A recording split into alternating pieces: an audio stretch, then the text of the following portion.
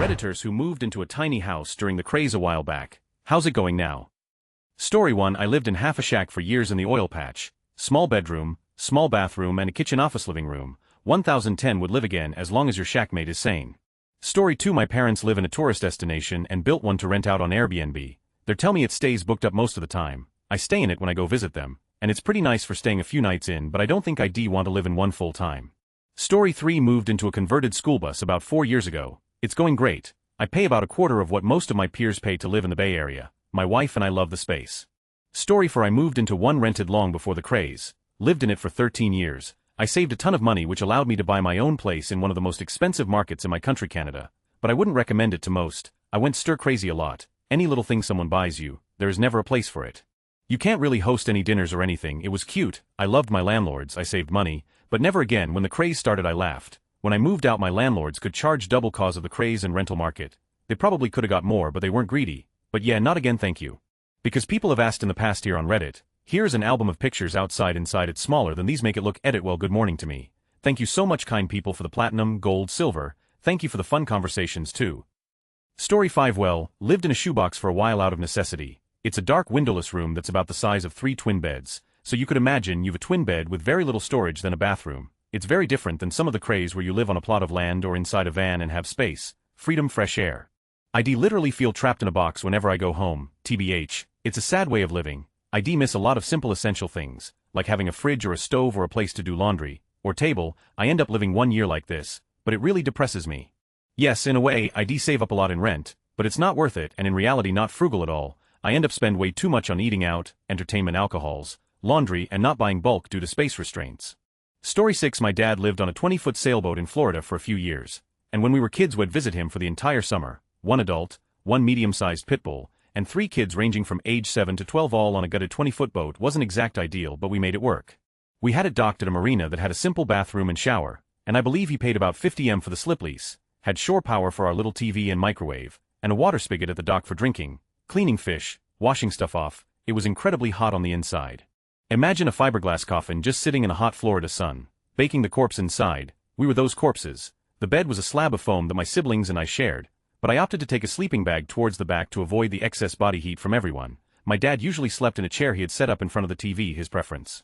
As far as the actual lifestyle associated with living in spaces that cramped, it wasn't all bad. Would take the boat out in the Gulf on the weekends, fish, barbecue, and explore mangroves and bars. Our grandparents lived in the area and had a pool, so hanging out with them was always fun. We didn't need to grocery shop often as we had some crab traps we'd toss overboard in the marina and haul up enough crab and even some edible fish that would feed us for a couple of days. Got to see a lot of manatees which was pretty cool. I wouldn't be opposed to living on a boat again, but it'd need to be at least 45 feet and more modernized. Hard pass on living on a floating construction site again. Edit found a similar boat to what he had. Scroll down to cabin photos, imagine that, but with everything gutted out except the bed.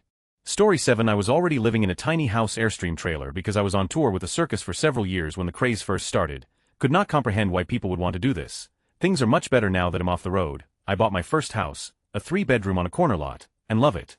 My dog can actually run around outside without a leash. I have flat walls on which to hang things. Every one of my earthly possessions doesn't have to fit, Tetris-like, into a space under my bed, or be velcroed in place for transit. I can take showers longer than 5 minutes. I can take baths.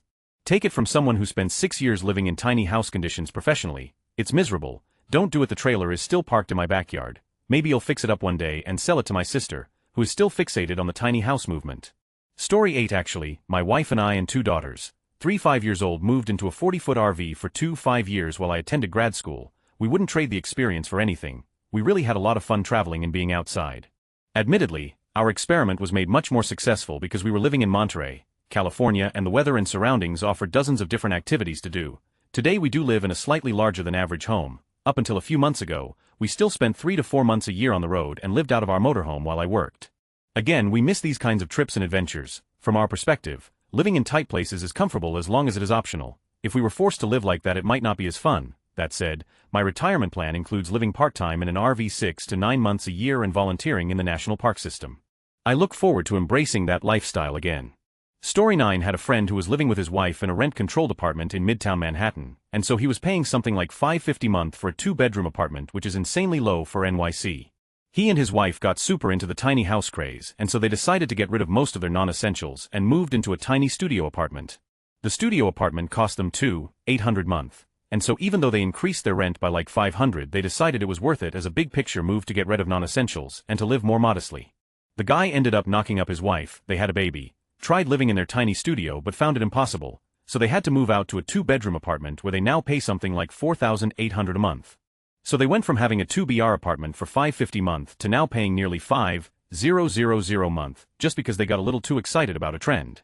Story 10. It's so quick to clean actually means it gets messy so quickly. There's always a fight about mess or clutter. You quickly realize all the mistakes you made in design once it's too late to change. Mine will never look as beautifully decorated and spotless as all the ones you see online. I don't know where all there is. There's no room to exercise if it's freezing or pouring rain. We are on 50 amps so we can't have the heater or AC running at the same time as the microwave. Hot plate can't be going at the same time as the oven, etc. Smaller water heater since we don't have a tankless means fighting over who gets to shower first and who has to wait an hour. Christmas season is upon us and gifts are shoved in every corner since I can't find anywhere to put them. Your car becomes a second closet. You get some quality bonding time from having to get ready in the bathroom while your soap poops a mere foot away if you're lucky enough to have a bathroom that big. In all seriousness, this is a curated list of the worst things. Overall, it's helped me save a ton on rent, and was the perfect situation since I have parents whose property I can mooch off of. We are eager to get a real house, but could continue on for another couple years if need be. Even with all the design flaws I've noticed, you find a way to make it work and realize you don't need as much space as you think. You get rid of unnecessary items easily, quickly deal with miscellaneous bills and papers, learn to do dishes in a timely manner, and figure out how to be more efficient with the resources you have. 4 tons of people. It can be long-term. My grandma lived in a tiny cabin on my parents' property for almost 20 years, but for a couple who wants to be able to work from home, have pets, and have space to move, maybe not the best idea. Story 11. We moved after 8 months. Well, to be fair, it wasn't really because of the small space, 300 square feet or so, proper tiny house on wheels with a loft bed, kitchen, living room, bathroom, shower. The space was doable. It was the lack of small but important luxuries like a functioning kitchen and bathroom, a dryer, things like that. Really though, we moved because of permits and the frickin' compost toilet. We sold the tiny house after we realized we'd never be able to pay for a foundation slab permit and septic tank in Southern California. Those each run well over 30 grand. So, may as well buy a house with that price tag, the cost of the tiny house. Second, don't even bother trying to live in a tiny house with one of those compostable toilets. That's what's really made me give up on the experience. Having to drain the 2-gallon pee jar every couple days was my form of the smell. Oh god, it haunts me. Also, never being able to sit up properly in our loft bedroom. Try folding clothes hunched over. All in all, it was an incredible experience and a fun year, but I would never in my life move into another tiny house. Maybe if we were in a populated space with a septic maybe, and a real stove dryer. Even then, nope, still wouldn't do it. Save it for a fun rental vacation type of thing. Story 12. We bought one to rent out and then we got 30 days notice 3 days after it was delivered. We had to put most of our stuff in storage and the closest lot to where we were was an hour drive away and the middle of nowhere. This Christmas it will have been a year. I am a 17-year-old 16 when we moved living with my single mother. The concept of living in a loft seemed cool to me and I thought I would enjoy it. I didn't, and don't I hate it here. It may be because I have to drive about an hour to an hour and a half to school each day. It may be that I have to drive that distance to be with my friends. It may be that our internet at its fastest only allows me to watch YouTube in 144p and it doesn't allow me to play video games anymore. It may be that I'm just an angsty teenager, but I hate it. Living in that close quarters with someone is enough to drive me crazy. I can hear her eat, sleep, sing, go to the bathroom, just everything. It's made me hate my only living relative. That's hard to do. TLDR, don't do it if you have kids. You'll drive each other crazy. I would recommend 2 different tiny houses, or one big enough to have rooms with doors. Edit. Thanks for all of your concerns. In August I will be moving to a dorm for college, so I will be counting the days until then. XD. Story 13. I lived in a storage pod hut for 7 months. It was the most glorious life experience ever. It was in Paria, Utah, in the middle of Grand Escalante Monument, about 6 miles from the wave, 45 minutes from Antelope Canyon. Stepping outside was literally stepping out into the canyon landscape. I had limited Wi-Fi, 150 MB daily cap. Watched movies on VCR and illustrated t-shirt designs after a hard day's worth of ranch work. Disclaimer, bathroom and kitchen were separate buildings, kinda like at a KOA campground. So my story is just a self-indulgent answer than it is answering the post-K. Story 14. Not quite a tiny home, but similar. My so of almost 7 years and I moved into a homemade RV just about 2 years ago now. We built it inside of an old utilitarian box van. It's about 20 feet long and 8 feet wide. We have a queen-sized bed, a TV, a microwave, a fridge, a sink, a shower and a toilet built in. There's some pictures in my post history if you feel like digging, but we've remodeled it since then. I can say with certainty that this is not a lifestyle for everyone. If you need a lot of alone time, or aren't able to give up amenities like continuous hot running water or unlimited electricity, you're gonna have a bad time. But in 23 months I've been to 36 states and driven nearly 60k miles. We've been to 6 national parks and literally hundreds of cities. Plus I do most of my work remotely now, so I'm out of the 9 to 5 rat race that I hated so very much. In fact, I do most of my work from my bed, and it's my favorite thing in the world. For us, best thing we've ever done. No plans to stop anytime soon. Story 15. I've been in mine for 3 years now. Absolutely love it. No regrets whatsoever. Edit added after I read other replies. Doesn't seem like anyone else who responded actually lives in one. So I'll add more about mine. Finished out a old hickory shed 3 years ago now. Took 4 months with just me and my dad working on it. Total cost, not including appliances I already had, was under $13K. It's very well insulated and a single cadet wall heater keeps me nice and toasty. I designed the space and am a Whole Foods, plant-based vegan, so most of the bottom floor is kitchen. I have full-sized appliances, a large stainless steel commercial prep table, another rack full of small appliances and my dry goods. The middle is all open and I have 8 feet walls, so it feels very open and spacious. I have plenty of room to roll out my yoga mat. I sleep upstairs in a loft that I access by ladder. I'm only 42, so no problems there. I even take my 12-pound dog up there every night. My shower is a normal size, though smaller than average. I have a hot water tank and have plenty of hot water for a 20-minute shower, not that I ever take one longer than 5 minutes or so. I'm on property owned by my parents. They lived on my old property for 7 or 8 years, and are now returning the favor.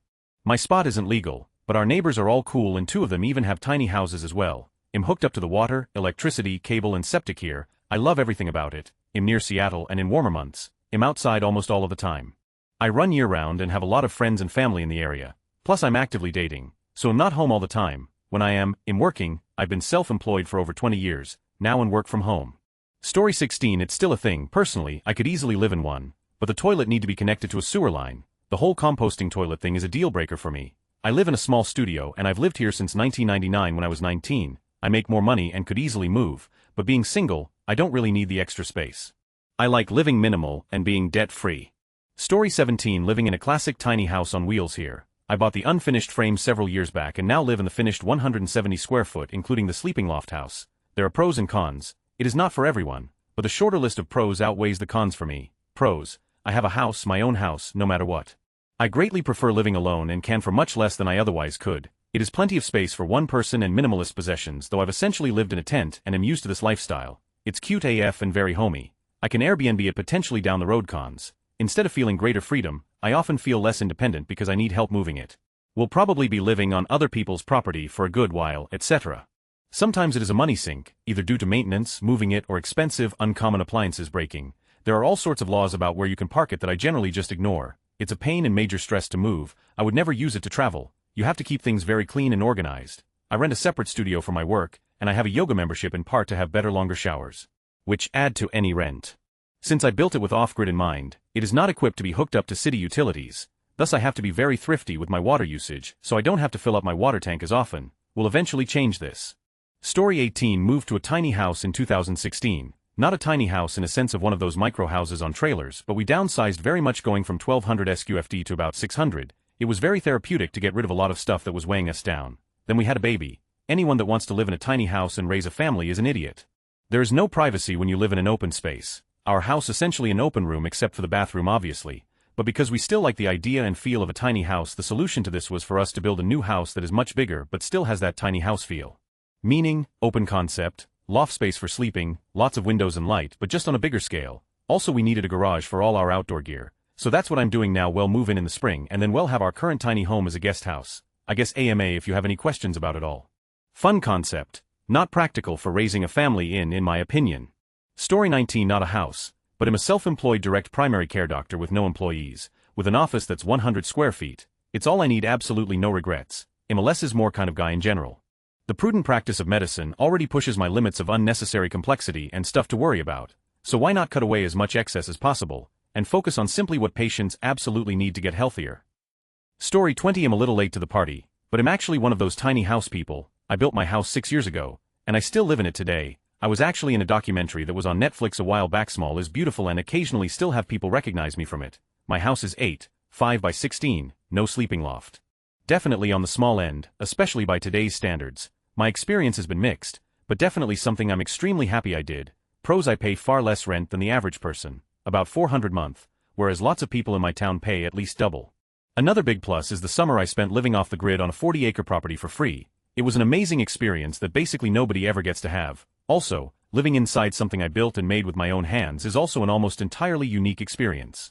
Finally, I make pretty decent money working as a freelance carpenter now, and building my house was instrumental in learning those skills. Meeting my first couple clients, in addition to job skills, undertaking such a massive solo endeavor taught me invaluable lessons about myself when it comes to motivation, discipline, self-talk, etc. Cons: it's small. I'm glad I didn't build it bigger, both because I was not very experienced and because I've moved it several times over the years, and shudder to think about moving a larger house. But if someone offered me $30,000 to torch this house and build another to live in, I wouldn't necessarily be opposed. Because it's so small, and because I didn't know what I was doing when I built it, I've had to throw out my original shower plan, relying on a primary house for a shower. This can be a pain in the, but most tiny house people don't have to deal with that sort of arrangement, so I don't consider it a problem with tiny houses as much as a problem with my design. Another con is that moving a tiny house is way worse than moving just your stuff from a house or apartment. Most tiny house people rarely move their tiny homes, so this isn't usually an issue, but when you do it's just the worst. Hooking it up, towing it out, squeezing it into a parking space, getting it level. I just moved it recently and I can't wait to never do that again. Lastly, in the cons category, my house is really built for just me, meaning there's really no place for my girlfriend's things. Anytime someone accidentally leaves anything at my house, I'm like, where do I put this? I've also had to let a few hobbies board games, for instance, fall by the wayside, though there are plenty of stores to play at, so it's not like I've had to give up what I love. Still, it's definitely required making some sacrifices. All that said, it's been completely worth it, and I'm actually amazed how well the house turned out given that I had no idea what I was doing when I began. At the same time, a bit more room would be great. If I could have a 20 house with a loft, I would be golden. But either way, building and living in a tiny house has allowed me to learn valuable skills, learn about myself, save money, do something awesome, and live a very different kind of life. I'm not sure if I'd be able to live in a tiny house with someone else, but for just a guy and a cat, it's been rad. Story 21. We moved into a travel trailer, lost jobs. Couldn't afford tiny house. I absolutely love it. We are currently planning an actual tiny build for next summer. Story 22. My wife and I bought a tiny place years ago, and it was great for us because it was affordable. No way we could have bought a traditional-sized place at the time. It allowed us to get out of ever-increasing rent and build equity, and it forced us to live, and consequently spend, more consciously because of the limited space. It was a great financial decision. Then, as tiny houses got trendy, they started getting expensive, which defeats the entire point. I'd still recommend it, but only if you're getting in cheap, not an expensive, bougie, boutique tiny space. Story 23. Okay, you ready for this bullshit? My sister and her husband are pretty crunchy granola people. She uses the word organic like it's a brand name. My sis is one of those big thinkers who is always coming up with a plan for some she wants to do with her life. Her husband is supremely cool and an incredible carpenter. Dude can build an entire house himself, more or less. At this point, they had 3 kids under 10 and a small dog. They spend $15K on a huge gooseneck trailer and another $20K to build a tiny house on it. Takes them about 3 years of Saturdays, weekends to finish. Always talking about how great it's going to be, etc., etc. Keep in mind, it will end up being 185 square feet of living space after it has been furnished. With 3 children and a dog, they sold their 3,500 square feet home and moved into the tiny house. 5 months later, they are buying another regular house because my sister's over it. On to the next big thing. I mean, why are we even talking about tiny homes? That's so 5 months ago. Story 24. It was alright at first. I enjoyed the intimacy and simplicity of it, if that makes sense. I also reasoned that a reduction of overall space wasn't bad, as long as I netted an increase of personal space. Just for me, prior ID lived with my family under rather cramped conditions. Sadly, things have gotten difficult over the last few years. I've hit a second growth spurt and now my legs are poking out the windows. My nose is constantly clogged with soot from skirting the chimney, and every erection brings with it the prospect of ultimate structural failure. Story 25. I live in 500 sq feet with a spouse, 3 cats and 2 dogs. The house is fully modern, custom built, and W would not trade it up. We can't build bigger where we are but could build bigger elsewhere. So basically we love the location and would not trade it for a larger size house elsewhere. Oh yeah, I also own a storage unit larger than my house for a shop and storage and have 2 outbuildings. Meanwhile, my sister lives in 200 square feet. But's that because she can't afford anything bigger. Story 26. I live in a 200 square foot house with 3 cats, 2 dogs, and my boyfriend. My house and 5 acres of land are paid off and I don't have any bills. Life is good when you aren't in debt. It's the best decision I ever made. I'm so glad I didn't build a big house on my property, which is what I was planning on doing. The extra space is just not needed, which I didn't realize until I moved to the tiny house. It's easy to clean and maintain. Story 27. I'd like to know, does anybody live with a partner in one of these things? Somewhere you get severe winters like Canada, or the northern Midwest, and New England. Being stuck in the same space as another person and having icy death keeping you inside seems like a special kind of to me. Too tough to just go for a walk or something when things are tense. Story 28. This comment will probably be lost, but my fiancé and I currently live in an 89 Winnebago. We fixed it up on the inside and have been traveling the country for 6 months now, and we love it. We have so much freedom. We get to explore places I never thought I'd see, and I feel like we escaped the rat race, if only temporarily. We go wherever we want, whenever we want, we have few bills, mainly insurance and cell phone really. We don't buy useless junk we don't need, because we have no room for it. Yes, I do miss baths, but this is a once-in-a-lifetime experience and all it took was finding remote jobs and 10K for the RV. RV parks have such a laid-back community, and even though we are the youngest people out there, people always are welcoming to us. Looking forward to a few more years, if not forever, exploring and experiencing. Story 29. I've lived in a tiny house for 6 years. It's actually a converted school bus, with a second-story loft, which has evolved over the years from its raw shell and reasonable mobility to a very house-like structure with much of the roof raised, a pop-out and a nice kitchen. It takes 50 amps 240 volts, has electric, propane and pellet heat, 2 hot water heaters, 1 on-demand radiant heat flooring in the living room and shower. It takes all day to get it on the road if needed and requires a trailer or support vehicle with trailer to carry the extras. What I dislike is mostly correctable by proper designing. Firstly, no dishwasher or room to leave appliances out like juicers or espresso makers. My kitchen is 11 long, not including the fridge where the driver's seat used to be. The bed in a loft. Limited headroom sucks for obvious reasons, but we also find changing sheets or picking up clothing in the corners to be a more difficult chore. I would absolutely do a pop-up design. No mudroom foyer. This seems like a modern privileged luxury room at first. But once you've tracked mud snow gravel into your kitchen when you want to cook dinner or been forced outside after breakfast to do chores in your muddy boots with no chance of return to indoors until lunch, limited insulation, even with a normal 2x4 built tiny house this is an issue. Use foam and do a radiant barrier like FSK paper. No dining room space. We have an antique parlor table for dining. Hate the built-in RV-style dinettes, and it collects mail and keys very quickly because we keep our counters clear for cooking. Outdoor entertaining only. We are limited to parties in decent weather only. I would redesign to have a more open floor plan. Bathroom closet is in the middle because the living room used to be a bedroom. We have a 20 deck up top that is very popular with guests. Know me space. Get good at communicating boundaries with your partner. Quasi-legal. Look up your local laws. Tiny houses on wheels are not legal in most of Oregon. They are considered RVs if on wheels.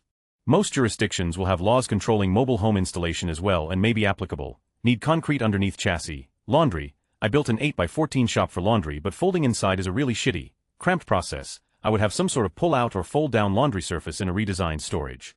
We keep all of our camping gear and keepsakes in a non-climate controlled environment. We had to invest in plastic totes for all of it. Mice. This is because we live in the forest on a farm. My cat caught a chipmunk upstairs yesterday. No idea how it got in. If you live in the woods, make sure you mouse-proof. We put hinged lids on all our cabinet drawers. I do like the freedom of building what I want. My home is lightly steam-themed, and every time I want something more I hack apart the old and make it look a little more like Howl's Moving Castle. The skills I gained building it, along with some other career work, helped me become a successful remodel contractor, and now I use repurposed materials to do what I want. I think houses in the 400 square feet are reasonable, if well designed, to start your life in. Wouldn't want a baby here. Equity is an issue offset by rent prices on West Coast. Story 30. I'm in a 400 square foot place with my wife and 2 kids. It was always a temporary situation while we build another place. Been here 14 months. Initially it was easy, but now it's getting difficult. I suppose because we are very close to moving and want to be out. Winter was the hardest when weather meant you couldn't always get outside. Story 31. I might be too late to the party, but I can actually answer this question. I currently rent out a tiny house in a RV trailer park. It's my last semester of college and I'll be living here for only 6 months. Honestly, I really love it. I've never had issues with small spaces and am an extremely adaptable person, so the move from a 3-bed 3-bath townhome with roommates to the tiny home wasn't a problem for me. The layout is basically like a skinny studio apartment with a longer loft over the back half of the apartment where my queen-sized bed sits. There's another smaller loft above the door for storage. I thought I would be annoyed with having to climb up a ladder to get to the bed, but it's really not that bad. I'm 5'10" and I don't have to duck at all, but when parents came to visit, my 62 dad had to duck his head to get through the front door. I also have a cat and he loves in here. There's plenty of space for Hook to run and jump to and from the loft. Things may get a little tight when my girlfriend comes by, but there's enough room to get by. That being said, I think I wouldn't love the layout of this tiny home if I were here for any longer than 6 months. I think it's key that if you move into a tiny home, it's best to design it yourself with a layout you could really enjoy. My lease is up in a couple of months, but overall I thoroughly enjoyed this tiny home. My family has their own land, so I plan on buying a portion of it and building my own tiny home on my stake after I get settled with my career. Edit. Hey race, some pics of the inside when I moved in. Story 32. I had a friend who built and moved into a tiny house and made a documentary based on it. It was on Netflix for a while, and then he spent about 3 nights there total because the wind was too loud, so he lived with his mom in her huge mansion. Story 33. My husband and I bought a 600 square foot Sears-built bungalow. The mortgage is less than we paid for rent and upkeep and maintenance is extremely low. When we were looking at houses, my hard rule was we had to buy a house we could afford on one income. A year later my husband's company closed. We've been here for 13 years and have truly made this tiny house a home. Story 34. I totally get why people living on their own would commit to a tiny house. But whenever I saw those episodes on HGTV of rich families purposely building a tiny house for their spouse and teenage kids only to move it to the middle of nowhere for months, it just seemed so mean-spirited. Teens need privacy and don't want to live out your weird fantasy. Anybody here who did this against their will? How did it go? Story 35. I explored the option briefly. Then I realized I just have too much stuff, including my video game collection and home office. It wouldn't work for me. The minimum I could do comfortably is like 2,000 sq feet. I'm in the market now for something around that size. Story 36. During the late 1980s when I was in college in California, I lived in an older 2BR tiny house that, as I understood it, was part of a neighborhood developed for Chinese railroad workers. I have no way to verify that claim, but the age of the house fits. There were several similar houses along the street and it was definitely tiny, under 400 square feet. The doors were only 6 foot tall and too narrow to get a fridge through, so the fridge was located on an enclosed back porch that had been added at some point. The built-in counters were a few inches lower as well. It was bigger than my dorm room, and being only 57 the doors weren't really a problem. My roommate though was 64 and probably gave himself brain damage over the time he lived there. Story 37. I lived in a micro studio in Seattle, 140 square feet for 7 to 8 months my second year living here. To be honest, it wasn't terrible besides one thing: I love cooking. Not only was I subsisting on a crock pot and a hot plate, which was further limited by makeshift counter space I made with a modified kitchen rack, but the smell of the cooking stuck to everything. I made Japanese curry, and it never left my apartment even after several months of open windows, aerosol, and frantic cleaning. There was also a community stove kitchen 1 floor below me that was basically used exclusively for ramen and frozen pizza, and happened to be in the same room as the laundry machines, so it was a weird mix of pizzaman smells and detergent that wafted 2 floors up and down. I also couldn't fit anything beyond a single mattress in my room, which functioned as a couch and bed. I ended up dating someone a few months into living there, and him sleeping over was impossible. All in all, it's a great temporary solution when you don't really have the money for something better, but it's obvious from the get-go that they are absolutely not sustainable for long-term use.